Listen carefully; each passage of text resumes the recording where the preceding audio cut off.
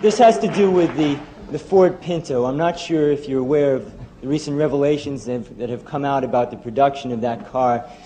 It seems to me that Ford did what would be the right thing according to your policy, and yet that seems to me to be very wrong. Well, let me ask you, let's suppose it would have cost $1 billion per person. Should Ford have put them in nonetheless? You But see, it you're wasn't really a only, question of you that. know that It was you're a really question only of arguing about $13 price. each. You're not arguing about principle. No. Because you cannot, nobody can take the principle. Nobody can accept the principle that an infinite value should be put on an individual life. Because in order to get the money involved, in order to get the resources involved, it's not money. In order to get the resources, they have to come from somewhere.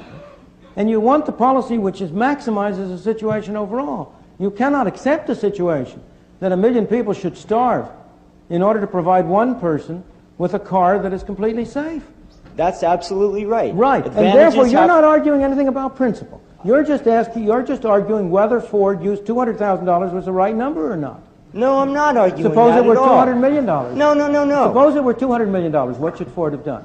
$200 million for what? Suppose it would have cost $200 million per life saved. Should Ford still have spent that $200 million? You mean per...